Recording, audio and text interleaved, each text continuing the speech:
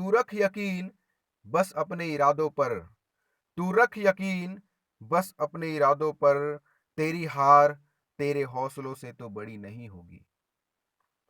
Hello everyone, big goal maker आप सभी का बहुत बहुत स्वागत करता है। आशा है आप सभी बहुत ही अच्छे होंगे। तो एग्जाम्स की तैयारी करने वाले छात्र हमारे साथ बने रहिए और जीके की धांसू सीरीज करो या मरो को देखते रहिए। विश्वास दिलाता हूँ आपका सिलेक्शन पक्का है। अब तो स्टार्ट करना ही पड़ेगा। तो इस करो या मरो सीरीज का आज पहला दिन है। इस सीरीज में हम लोग करीब 10,000 प्लस एमसीक्यू सॉल्व करने वाले हैं, जो कि प्रत्येक एग्जाम में पूछे जाते हैं। वीडियो अच्छा लगे तो चैनल को सब्सक्राइब जरूर कर दीजिएगा और शेयर भी कर दें। शायद आपके दोस्त किसी दोस्त को भी इसकी बहुत ज़्यादा ज़रूरत होगी। तो पहला एमसीक्यू है हमारा इस प्रकार कि सोया प्रदेश किस राज्य को कहा जाता है। भारत में सोया प्रदेश किस राज्य को कहा जाता है? मुझे पता है कि आप लोगों को भी इसकी जानकारी होगी, तो चलिए मिल करके सॉल्व करते हैं। तो इसका जो आंसर है हमारा वो है मध्य प्रदेश। चौथा मध्य प्रदेश। तो मध्य प्रदेश जो है उसको सोया प्रदेश कहा जाता है। तो चलिए इसी के साथ हम लोग दूसरे क्वेश्चन की ओर बढ़ेंगे। दूसरा क्वेश्चन है हमारा कि द्वीप सहित समुद्र सीमा की कुल लंबाई कितनी है? यानी भारत में जितने भी द्वीप हैं, अंडमान निकोबार द्वीप, लक्षद्वीप, ये सारे द्वीपों को मिला करके और भारत की समुद्री सीमा जो है वो टोटल कितनी है? तो मैं आपको बताते चलूं कि इसका आंसर जो होगा हमारा वो है पहला। तो जो द्वीपों सहित समुद्री सीमा जो है भारत की वो 13,616.6 किलोमीटर है। तो चलिए इसी के साथ अगले क्वेश्चन की ओर बढ़ते हैं। तो ये क्वेश्चन आपके सामने ये रहा कि भारत के सबसे दक्षिणी छोर पर कौन सी जगह है? तो ये तो एकदम आसान सा सवाल है, आप लोगों को पता होना चाहिए, लेकिन फिर भी चलिए हम लोग एक साथ सॉल्व करते हैं। तो इसका जो आंसर है वो है पहला कन्याकुमारी, जिसको कुमारी अंतरिप भी बोला जाता है। ठीक है, कन्याकुमारी जो है वो दक्षिणी छोर पर स्थित है, भारत की सबसे दक्षिणी छोर पर स्थित जगह है। तो चलिए इसी के साथ हम लोग अगले क्वेश्चन की ओर बढ़ेंगे, जल्दी से चलिए। तो हम लोग का अगला क्वेश्चन है, भारत का चावल का कटोरा किस राज्य को कहा जाता है? तो भारत का चावल का कटोरा इनमें से आंध्र प्रदेश राज्य को कहा जाता है। जी हाँ, यहाँ पर किसानों की जो आबादी है, किसानों की जो परसेंटेज है वो बहुत ज़्यादा है, इसलिए यहाँ पर चावल बहुत ज़्यादा उगाया जाता है। कुछ टाइम पहले बिहार में बहुत ज़्यादा चावल उगाए जा रहे थे, लेकिन जो हमारा आंध्र प्रदेश है वो रेगुलरली चावल का कटोरा बना हुआ है। यहाँ पर चावल बहुत ज़्यादा मात्रा में उगाई जाती है। तो चलिए इसी प्रकार आगे हम लोग बढ़ते हैं। तो आगे हमारा जो क्वेश्चन है वो है कि भारत का क्षेत्रफल कितना है? भारत का क्षेत्रफल यानी भारत का एरिया कितना है टोटल? तो भारत का एरिया जो टोटल है वो पूरब से पश्चिम, उत्तर से दक्षिण टोटल मिला करके भारत का जो एरिया है वो है पहला नंबर कि 32,87,240 वर्ग किलोमीटर। ये भारत का टोटल एरिया है। बहुत बड़ा देश है हमारा भारत। ठीक है, तो चलिए इसी प्रकार हम लोग अगले क्वेश्चन की ओर बढ़ेंगे। तो हमारा जो अगला क्वेश्चन है वो ये है कि क्षेत्रफल की दृष्टि से भारत का सबसे छोटा राज्य कौन है? क्षेत्रफल की दृष्टि से याद रखिएगा, कुछ कुछ क्वेश्चंस में आते हैं कि पॉपुलेशन की दृष्टि से, ठीक है, जनसंख्या की दृष्टि से। तो इसमें हम लोग देख रहे हैं कि क्षेत्रफल की दृष्टि से भारत का सबसे छोटा राज्य अगर बोला जाएगा तो हम लोग बस याद कर लेंगे कि गोवा। गोवा जो है वो क्षेत्रफल की दृष्टि से सबसे छोटा राज्य है। ठीक है, तो चलिए इसी प्रकार अगले क्वेश्चन की ओर बढ़ते हैं हम लोग। तो हमारा अगला क्वेश्चन है कि एशिया के अंडों की टोकरी, जी हाँ, अंडों की टोकरी किस राज्य को कहा जाता है? अंडों की टोकरी। तो अंडों की टोकरी जो है वो हमारा, इसका आंसर जो है वो है फोर्थ नंबर, यानी कि आंध्र प्रदेश। आंध्र प्रदेश को अंडों की टोकरी कहा जाता है। जी हाँ, यहाँ पर अंडों की बहुत ज़्यादा फार्मिंग होती है। वहाँ पर अंडे बहुत ज़्यादा मिलते हैं लोगों को। सस्ते में तो मिलते ही होंगे क्योंकि प्रोडक्शन बहुत ज़्यादा होता है वहाँ पर, और बाकी सारे राज्यों में भी यहाँ से भेजा जाता है। तो इसी प्रकार हमारा जो इसका आंसर है वो है आंध्र प्रदेश। अंडों की टोकरी कही जाती है। चावल का कटोरा भी आंध्र प्रदेश को ही कहते हैं। चलिए इसी प्रकार हम लोग आगे बढ़ते हैं। तो हमारा अगला क्वेश्चन ये रहा आपके सामने कि भारत की जमीनी सीमा की लंबाई कितनी है? जी हाँ, सिर्फ जमीनी सीमा, कितना जमीन है भारत के पास, जमीनी जो सीमा है, ठीक है, उसकी लंबाई कितनी है? तो देखिए ज़मीनी जो सीमा है जो अलग अलग हमारे पड़ोसी देशों के साथ मिलती है, हमारी जो बॉर्डर्स हैं वो टोटल मिला करके 15,200 किलोमीटर्स है। जी हाँ, 15,200 किलोमीटर सिर्फ ज़मीनी सीमा है और समुद्री सीमा जो है वो अलग है। तो चलिए इसी प्रकार हम लोग देख लेते हैं हमारा अगला क्वेश्चन।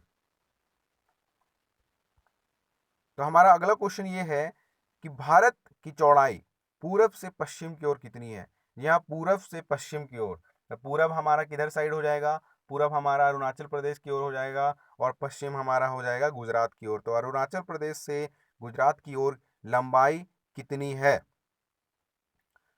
तो ये हमारा जो आंसर है वो है सेकेंड नंबर, जो कि है 29,000, सॉरी यहाँ पर पढ़ने में थोड़ी सी गलती हो गई। तो यहाँ पर 2,933 किलोमीटर्स है। ठीक है, 2,933 किलोमीटर जो है वो भारत की चौड़ाई है पूरब से पश्चिम की ओर।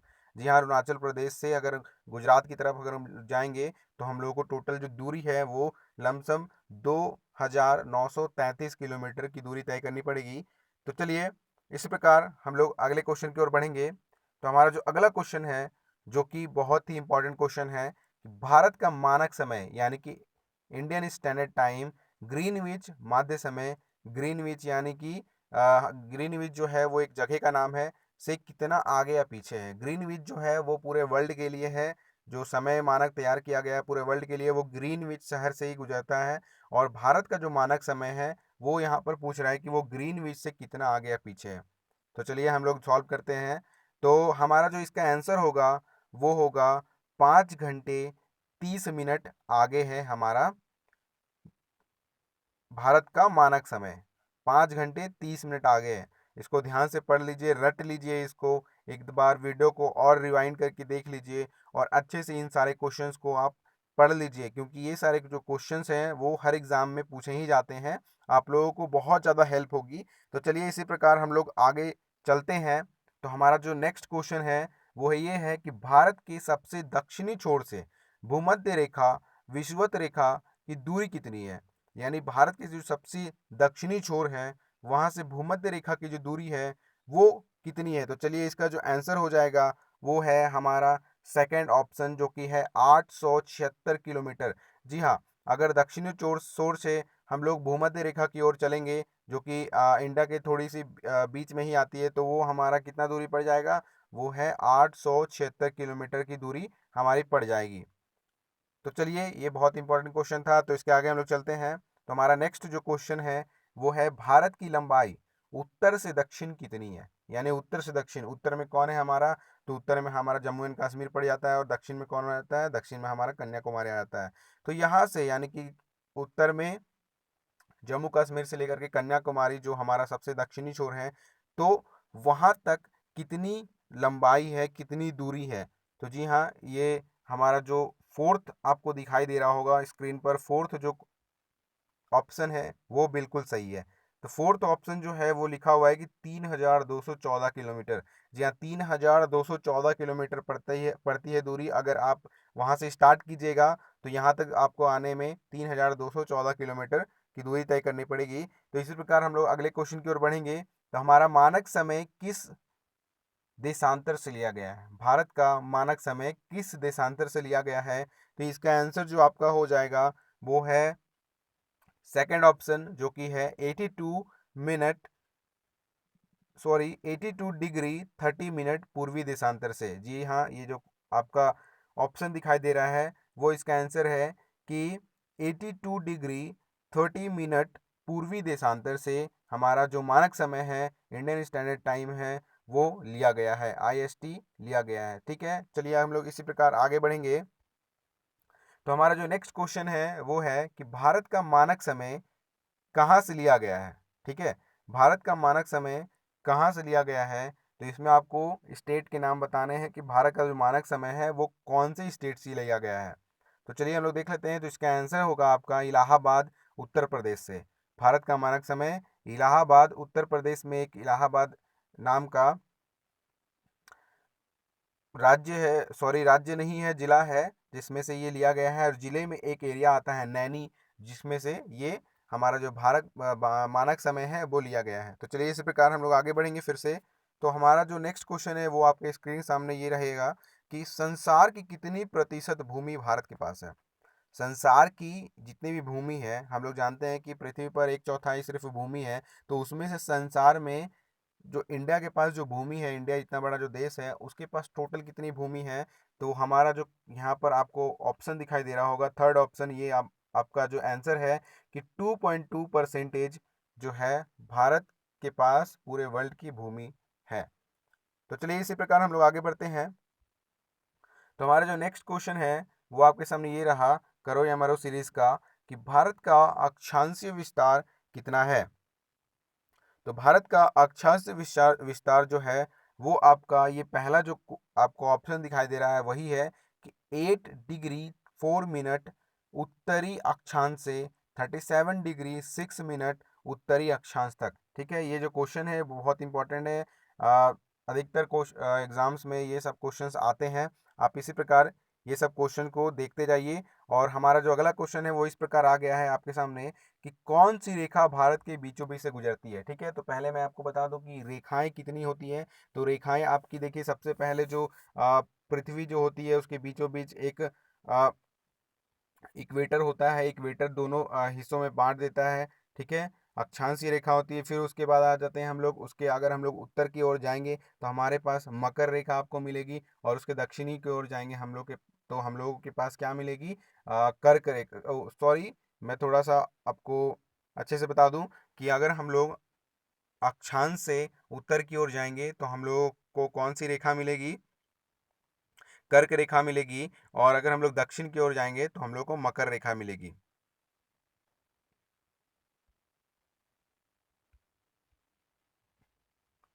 तो इसका जो आंसर है हमारा, वो हमारा इसका जो आंसर है वो हमारा हो जाएगा कि भारत की जो बीचों बीच से कौन सी रेखा गुजरती है, तो कर्क रेखा, यानी कि इसको हम लोग क्या बोलेंगे, ट्रॉपिक ऑफ कैंसर हमारे भारत के बीचों बीच से गुजरती है। बहुत सारे स्टेट को काट करके जाती है। टोटल 6 स्टेट हैं जिनमें ये गुजरती है बीचों बीच से। तो चलिए इस प्रकार हम लोग जो हमारा आखिरी क्वेश्चन है आज का वो हम लोग देख लेंगे। तो हमारा जो आखिरी क्वेश्चन है उसकी ओर हम लोग बढ़ते हैं। तो हमारा जो आखिरी क्वेश्चन है वो बहुत इंपॉर्टेंट पड़ता है, लेकिन बहुत आसान भी है, कि क्षेत्रफल की दृष्टि से भारत संसार का कौन सा स्थान है। ठीक है, क्षेत्रफल की दृष्टि से संसार में भारत का कौन सा स्थान है। तो संसार में भारत का जो स्थान है क्षेत्रफल की दृष्टि से, क्षेत्रफल यहाँ का अधिक ही है, बड़ा देश कहलाता है हमारा भारत। लेकिन इसका जो क्षेत्रफल की दृष्टि से जो हमारा भारत है उसका स्थान है सातवां। जी हाँ, सातवां स्थान है भारत का क्षेत्रफल की दृष्टि से। और भी बहुत सारे देश है जिनका स्थान जो है बहुत ज़्यादा बड़ा है, जैसे कि ऑस्ट्रेलिया हो गया, आपका रसिया हो गया, ये सब हैं फर्स्ट सेकेंड एरियाज में आते हैं, फर्स्ट सेकेंड पायदान पर आते हैं। तो हमारा जो इंडिया है, भारत है, वो सातवें पायदान पर गया है क्षेत्रफल की दृष्टि से। तो इसी प्रकार मैं आज के सेशन को समाप्त करूंगा। आशा है कि वीडियो में आपको बहुत सारी जानकारी मिली होगी, जिसके ज़रिए आप एग्ज़ाम्स में आपको हेल्प मिलेगी। तो अगर वीडियो आपको थोड़ी सी भी अच्छी लगी हो तो लाइक, शेयर और कमेंट ज़रूर करें। अगर आपको कोई भी क्वेश्चन में डाउट हो या अगर आप कुछ पूछना चाहते हो तो आप ज़रूर कमेंट करें। और वीडियो अच्छा लगा हो तो सब्सक्राइब भी ज़रूर कर दें। मैं आपके लिए इस प्रकार के वीडियोस को रोज़ लाता रहूँगा। और करंट अफेयर्स देखने के लिए कुछ समय का इंतज़ार कीजिए। चलिए ठीक है, मिलते हैं हम लोग नेक्स्ट वीडियो में। तब तक के लिए अपना बहुत ख्याल रखिएगा।